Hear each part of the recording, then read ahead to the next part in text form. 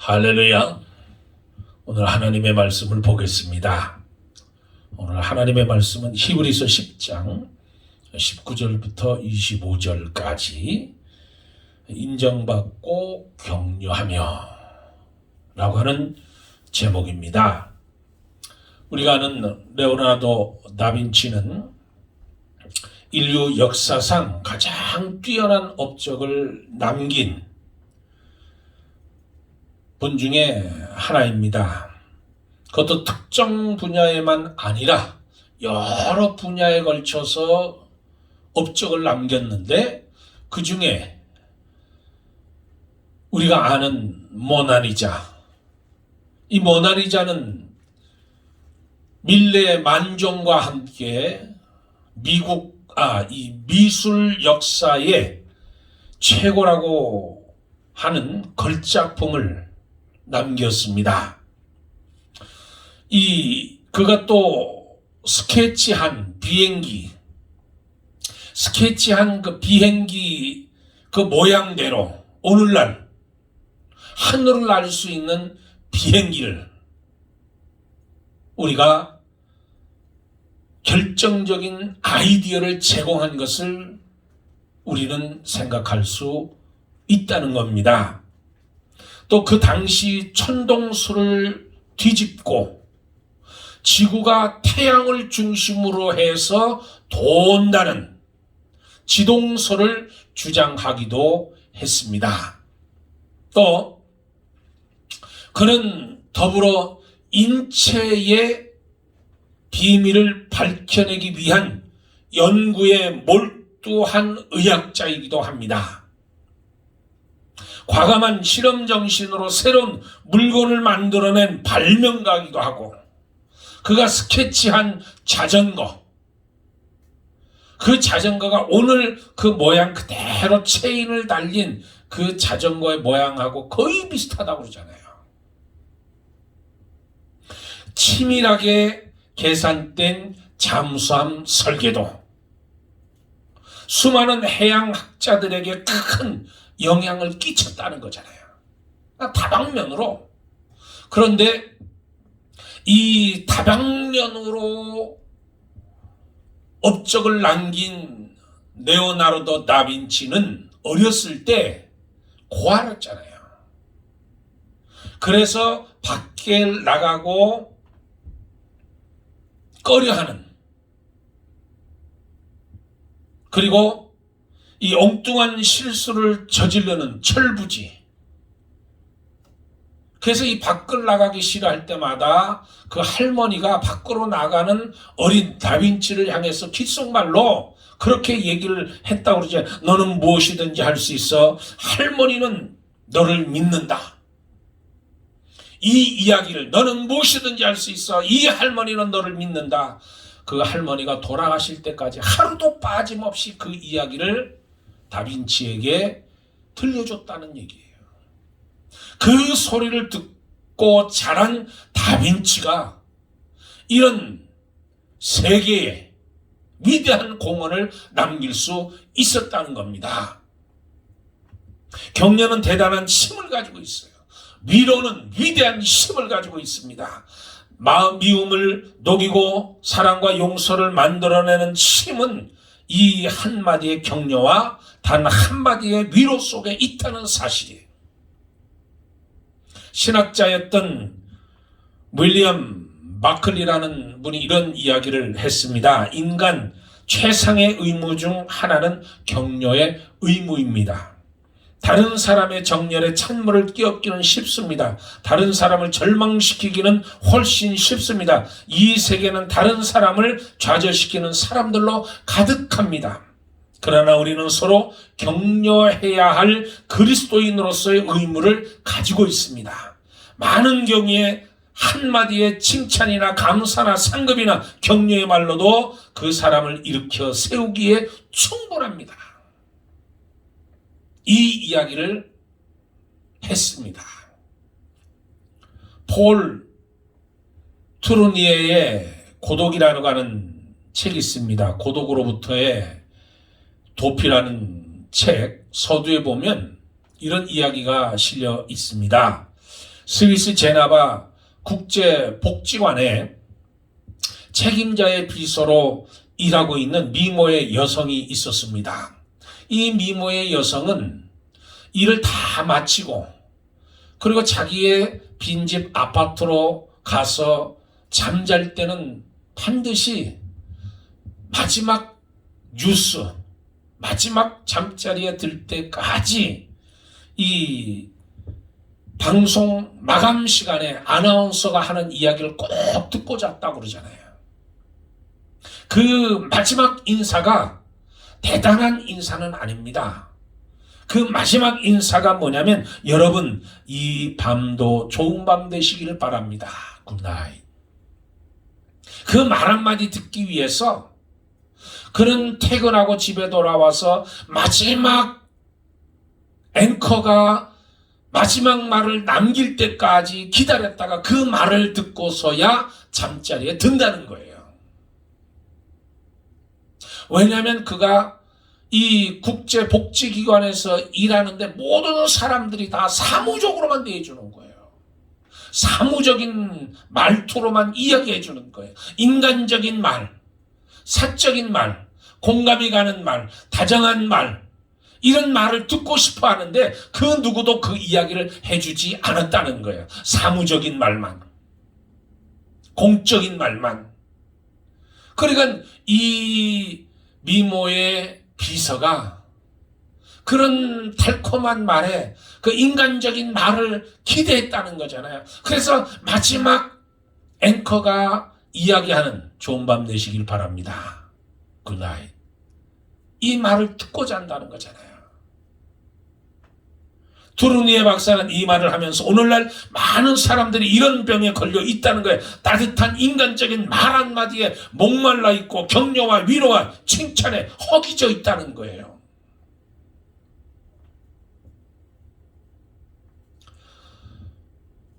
지금 미국 대통령 선거를 지금 결과가 지금 눈에 보이는 듯 합니다. 오해 없이 들으시기 바랍니다. 저는 누가 대통령이 돼서 누가 잘했고 누가 그 이야기 하려고 하는 것이 아니라 그거는 저는 관심이 없고 트럼프 대통령이 애리조나에서 공화당 텃밭인데도 불구하고 애리조나에서 바이든에게 뺏겼습니다. 그런데 그 애리조나 왜 뺏겼느냐? 여기 화면에도 나와 있지만 죽은 사람이 산 사람을 삼켰다. 죽은 맥케인이 산 트럼프를 잡았다. 여기 신문기사가 나오잖아요. 신문기사에. 중앙일보 신문기사에 그렇게 나온 거예요. 타이틀이 죽은 맥케인이 산 트럼프를 잡았다. 이게 무슨 말이냐면 2년 전에 공화당 상원의원이었던 존 맥케인 상원의원이 신부전증으로 사망을 했습니다. 그런데 이 존 맥케인이 이 장례식에 오지 못하도록 트럼프 대통령을 초대를 안 했잖아요. 수립 관계가 안 좋은 상태에서. 그래서 이 트럼프 대통령이 맥케인 고 상원의원에 대해서 안 좋은 이야기를 많이 했습니다. 우리가 알기로는 전쟁 영웅이잖아요. 해군 조종사 출신이잖아요. 그리고 이 포로로 잡혀 있다가 갖은 고문을 다 겪어내면서도 그 고문을 이겨내고 돌아온 영웅, 전쟁의 영웅, 그렇게 미국 사람들 기억하고 있습니다. 포로로 잡혔기 때문에 전쟁 영웅이 아니다. 그렇게 깎아내리고 이 존 맥케인에 대해서 막말을 쏟아냈습니다. 그런 결과 애리조나에 있는 그 존 맥케인을 존경했던 모든 사람들이 등을 돌렸다는 거잖아요. 거기가 공화당 텃밭이잖아요. 공화당 텃밭. 그런데 여러분, 죽음 앞에는 원망도 없고 죽음 앞에는 그냥 겸허한 마음을 가질 뿐입니다. 이 겸손한 마음으로 옷깃을 여밀 수밖에 없는 것이 죽음 앞에서 우리가 돌아볼 수 있는, 내 자신을 돌아볼 수 있는, 만약에 트럼프 대통령이 이렇게 얘기했으면 어땠을까? 존 맥케인은 나에게 오래된 친구입니다. 각자의 정치적 견해 때문에 저와 상반된 의견을 가졌지만 존 맥케인은 내가 존경하고 사랑하고 아끼는 나의 친구였습니다. 우리는 이 시점에서 존 맥케인을 위해서 우리는 기도할 수 있어야 되겠습니다. 그리고 여기에 대해서 우리는 겸허한 마음을 가지고 존 맥케인을 잃지 않는 전쟁 영웅, 우리 좋은 친구, 이 좋은 친구를 향해서 우리는 위로의 마음을 가질 수밖에 없습니다. 비록 나를 장례식에 초대는 안 했지만 우리는 오랜 친구로서 같은 미국을 이끌어 나가는 입장에서 좋은 친구를 잃었기에 우리 모두는 슬퍼할 수밖에 없습니다. 그렇게 얘기했으면 어땠을까? 그랬으면 절대로 애리조나는 트럼프가 이겼을 겁니다. 이 이야기를 하고 싶은 거예요. 다른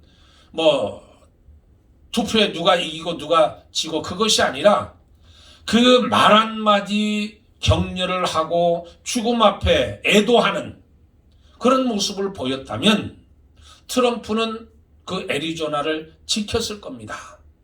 그러니까 이 사실을 아는 기자들이 그렇게 기사를 쓴 거예요. 죽은 맥케인이 산 트럼프를 잡다. 여러분, 교회는 위로가 있어야 돼요. 교회는 격려가 있어야 됩니다. 위로의 말이 오고 가는 곳이 교회여야 합니다. 교회에서 나누는 대화는 격려고 사랑이고 위로고 칭찬이고 이런 말들이 돼야 돼요. 여러분, 지금은 좀 문화가 달라졌지만 그래도 예배가 끝나고 헤어질 때 서로 무슨 이야기를 나누고 헤어지십니까? 보통 대화에는 5가지 차원이 있다고 하잖아요. 첫째는 의례적이고 형식적인 차원의 대화. 안녕하세요. 그냥 1차전적인 거. 형식적인 의례적인 대화. 그리고 두 번째 차원은 객관적인 정보나 사실, 지식 등을 교환하는 대화입니다. 일상생활에 필요한 정보를 주고받는 대화예요. 안녕하세요. 예배 시간에 오늘 몇 시에 시작하나요? 1부 예배는 몇 시고 2부 예배는 몇 시에 예배드리죠? 이 교회는 새벽 기도 있나요? 몇 시죠? 금요 예배는 있나요? 몇 시죠? 조찬 기도회는 언제 하나요? 이런 일반적인 정보, 요것만 나누는 대화. 그리고 세 번째 차원 대화는 두 사람이 서로 생각이나 자기 견해를 주고받는 차원에서 이루어지는 대화잖아요. 그러니까 이것은 둘의 관계가 어느 정도 신뢰가 형성됐을 때 나누는 거예요. 누가 어떻고, 정치가 어떻고, 정치가 누가 어떻고, 대통령이 어떻고, 장관이 어떻고, 그런 나누는 대화. 그리고 네 번째 차원 대화는 사사로운 감정까지 나눌 수 있는 대화잖아요. 사사로운 감정까지 나눌 수 있는 내 감정. 그리고 5번째 차원 대화는 이심전심을 통할 수 있는 대화죠. 이건 깊은 대화를 말해요. 이심전심. 그러니까 이 인격적 인간관계에서 얻어야 할 가장 수준 높은 대화. 그것이 바로 이 5번째 대화잖아요. 어느 추운 날 겨울에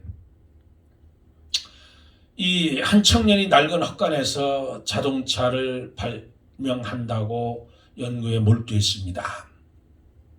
그 아내가 소규등을 들고 온손을 비비면서 서 있었습니다. 동네 사람들은 이 동네에서 쓸모없는 녀석이라고 빈정거렸습니다.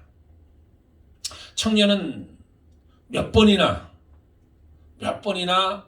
포기하려고 몇 번이나 좌절의 위기를 겪었으나 당신은 해낼 거예요. 당신은 할 수 있어요. 여보, 힘을 냈어요. 상냥히 웃는 아내의 격려에 힘을 얻고 연구 몰두를 계속 할 수 있었습니다. 그래서 1883년 어느 날 드디어 낡은 헛간에서 굉음 소리가 울리면서 첫 자동차가 달려 밖으로 나왔잖아요. 운전석엔 후에 자동차 왕이 된 포드, 그 옆에는 그의 아내가 앉아 있었습니다. 바로 이거예요. 이심, 전심으로 통할 수 있는 대화. 좌절하고 낙심한 그 남편을 향해서 격려해주는 그 아내의 그 격려에 찬 그 대화. 그 대화를 할 때 좌절하지 않고 낙심하지 않고 연구에 몰두해서 드디어 자동차를 개발해내는 놀라운 역사를 탄생시키게 되는 겁니다.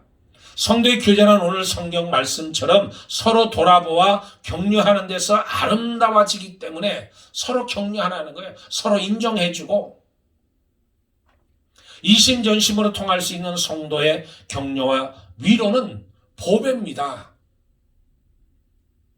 우리의 말 한마디가 상대방의 인격에 치명상을 입히기도 하고 자녀의 미래를 좌우하는 말을 하기도 합니다. 말 한마디에 배우자를 초라하게 만들어 의욕이 떨어뜨리는가 하면 한마디의 말로 성도들 간에 샘솟는 용기를 줄 수도 있다는 거잖아요. 오늘 본문은 우리에게 이런 정도의 격려와 위로와 칭찬이 있는 교제가 있어야 된다는 거예요. 우리는 이 격려의 의미와 내용을 알아야 합니다. 그래야 인정받고 격려하는 사람, 인정받고 격려하며 그리스도인으로 사는 참된 삶의 모습, 그런 것을 살 수 있기 때문입니다. 여러분, 격려란 말이 무슨 의미인가요? 격려. 용기나 의욕이 솟아나도록 복도와주는 것이 우리가 말하는 격려라는 의미잖아요. 그런데 원래 이 격려라고 하는 본문에 나오는 격려라고 하는 단어는 원래 의미는 초조하게 하다, 서로 자극하다, 논쟁을 격발시키다는 뜻을 가지고 있습니다. 그러니까 원래 다소 공격적인 의미를 담고 있는 거잖아요. 격려라고 하는 뜻이 그 앞에 서로 돌아보아 라는 말이 붙여놓은 것은 깊은 의미가 있습니다. 그러니까 격려란 어쩌다 한번 생각나서 툭 던져주는 말이 아니라 지속적으로 관심을 가지고 최선을 다해서 계속해서 하는 말이잖아요. 서로의 자극해서 격동시키듯이 적극적으로 하라는 의미잖아요. 적극적으로.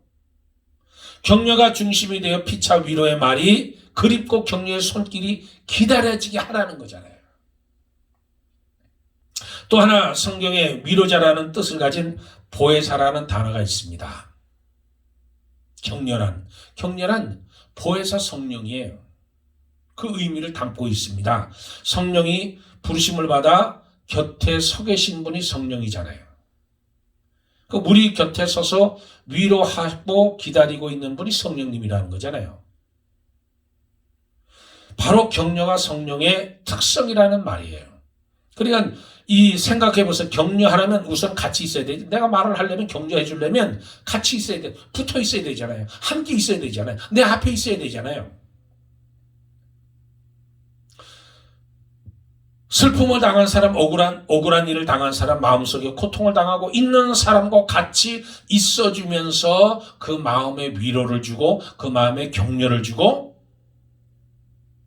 거창한 말로 해서 격려가 되는 것이 아니라 그냥 옆에 서 있어주는 거, 곁에 있어주는 거, 앞에 있어주는 거, 옆에 있어주는 거, 함께 있어주는 거, 그게 바로 위로가 되는 말이에요. 그게 바로 격려라는 거잖아요.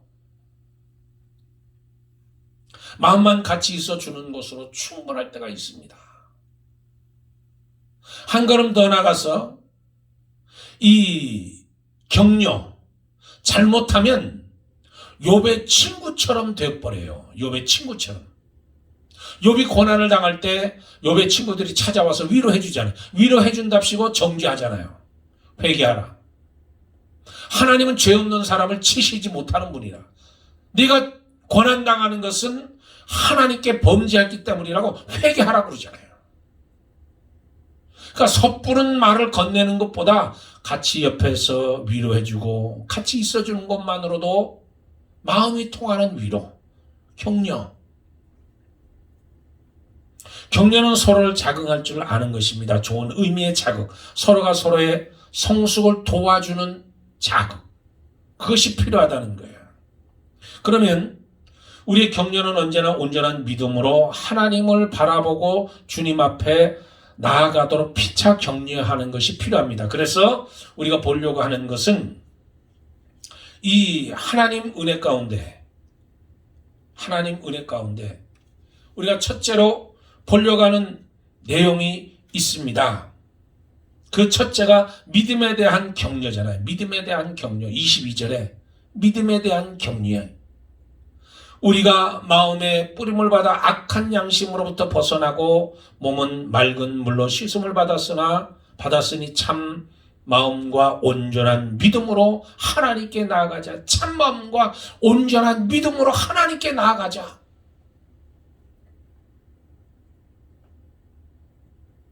격려는 진실한 마음과 하나님을 온전히 믿는 믿음을 갖추도록 서로 격려하는 내용이어야 된다는 거잖아요. 믿음으로. 이것은 그 마음을 일시적으로 안정시킬 수 있으나 육신적으로는 어떤 말을 하면 일시적으로 안정시킬 수 있으나 그 안정이 지속되질 않아요. 뭐가 반드시 있어야 되냐면 온전한 믿음과 온전한 믿음으로 하나님께 나아갈 때 그 격려가 지속되는 겁니다.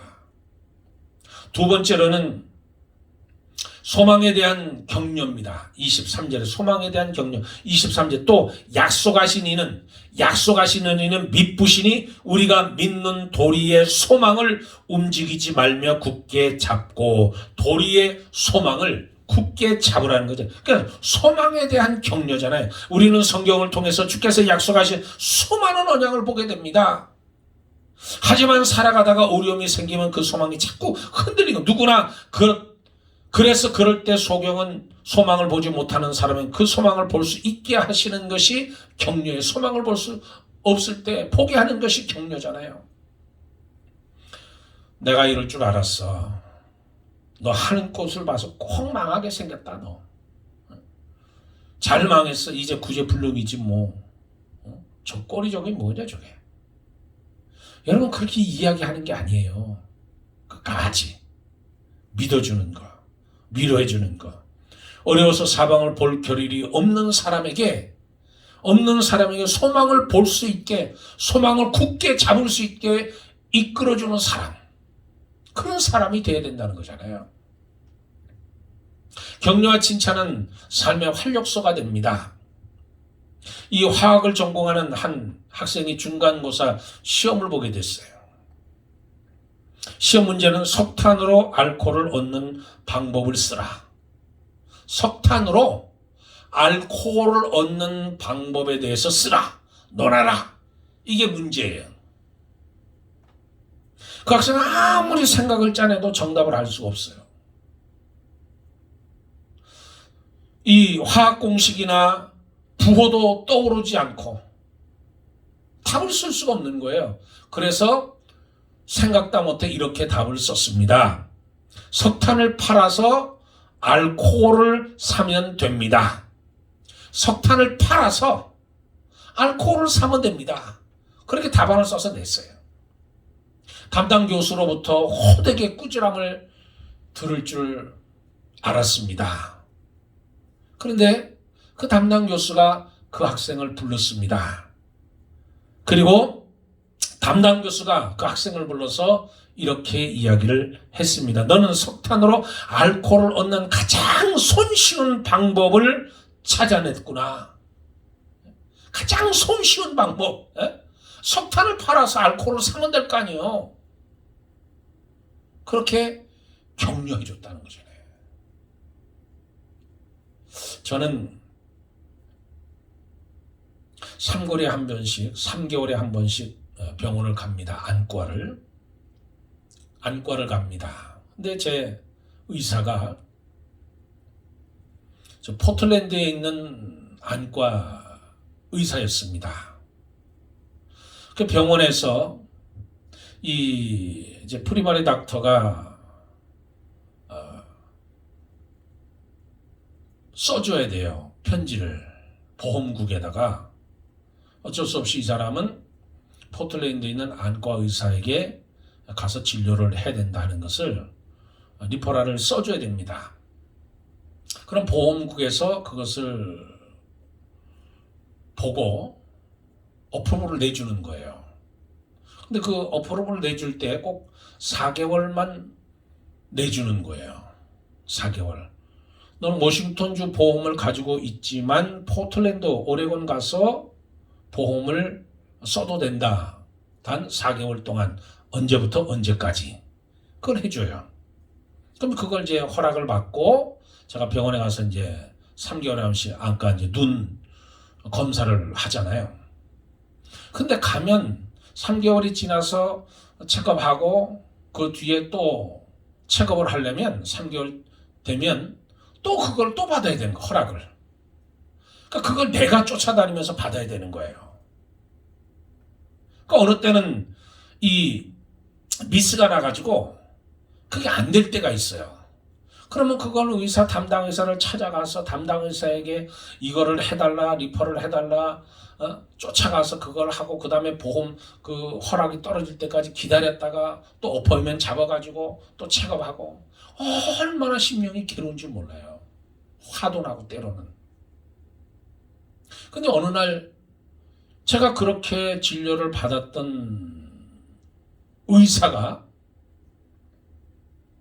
바뀌었어요.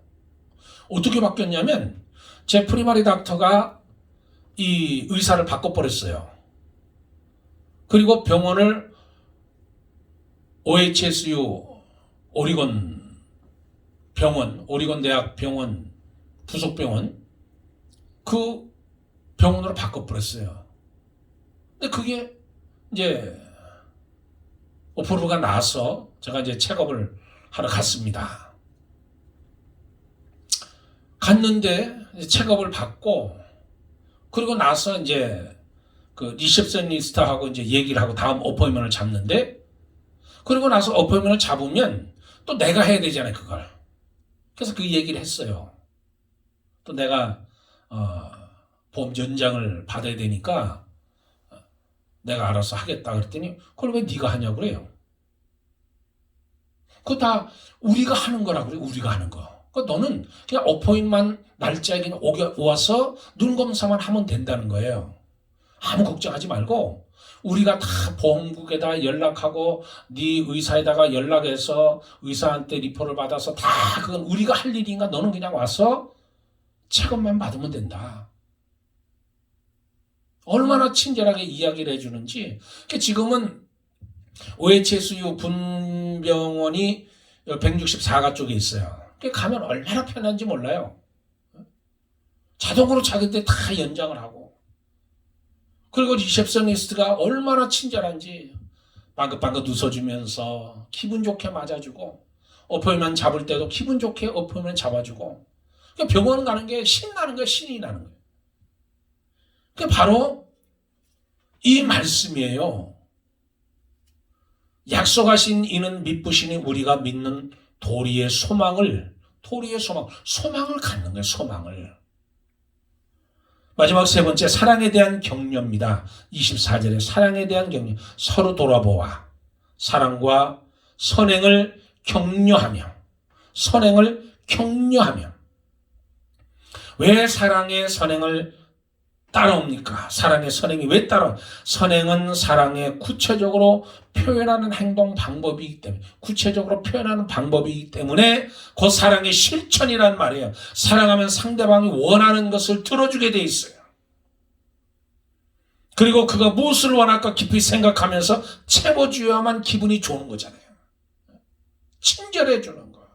식당에 가도 친절하게 맞아주는 사람이 있어요. 웨이트레스가 안녕하세요, 어서 오세요, 앉으세요. 식사하는 도중에 뭐 필요한 거 더 있으면 말씀하세요. 뭐가 떨어졌다고 얘기하면 기분 좋게 갖다 주고. 그러면 팀은 저절로 나가요. 팀은 저절로. 얼마나 좋아요.